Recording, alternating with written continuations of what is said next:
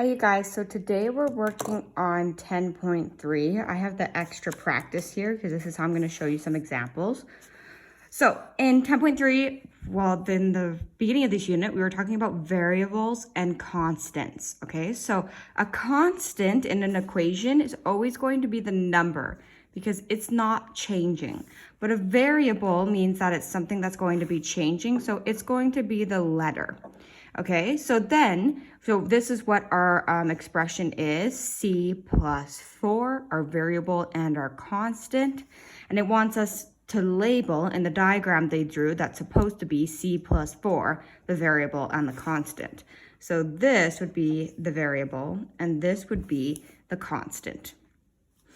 So now we're going to look at question 5 here. It says use cups and counters to model each expression. Draw your model. So first we have 3y. So I know that 3 is my constant and y is my variable. Okay, and I know that 3 means I would have 3 of something. This is when they're glued together, it's the same as putting a times symbol there. The reason why we don't have a times symbol is because it would get confused with the variable. So that's why we just glue the two together. So now I need to find some way to draw 3y. So I'm going to draw, well, I'll draw a cup because that is what they used as their variable. Don't mind my ugly drawing of my cup. And then I know that they want to times this by 3. 1, 2, 3. There's my 3 counters. And I put brackets around it just because that's also another way to signify that you are timesing something. So now if I were to put counters in my cup, let's say I'll put 3 counters in my cup because we've decided that that's how many counters are in my cup. I can see that this equation is going to be 3 times 3. And I can figure out what my answer would be. The next one is similar to this example up here, so I'm going to skip B, but I'm going to look at C because it's a little bit more tricky because we have a multiplication and we have an addition. Okay, so I have X, which is my variable, which we've decided for these questions are going to be cups. There's my cup. And I know that I'm going to times this cup by 2 counters.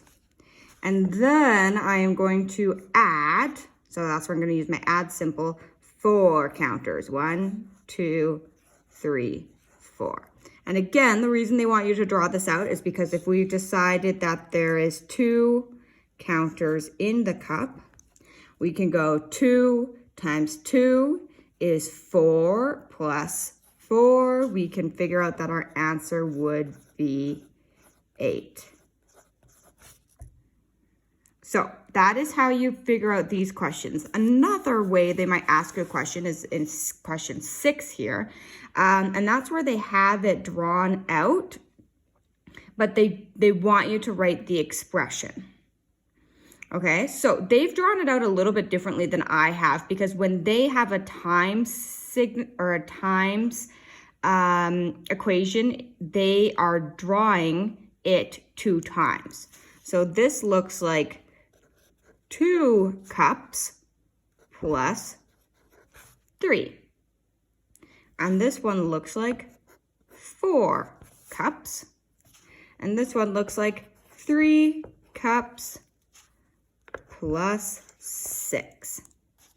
Okay, so the way they drew it out is they're just adding everything, but when you put it back into an equation, you can see that it's multiplication.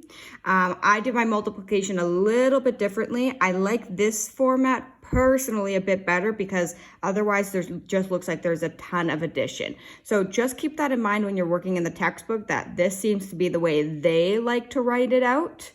But what's most important is just that you can see the differences between the multiplication and the addition when you finally have the equation written. What's going to become way more important, and I think you'll get here with question 9 in your textbook, is this evaluate each expression.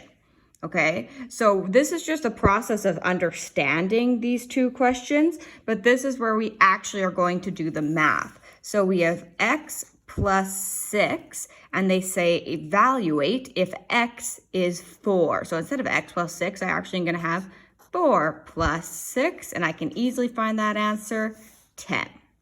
So these are going to be, like I said, I think this is question 9 in your textbook, the important questions, because they're actually doing the math work, not just understanding the pictures and expressions.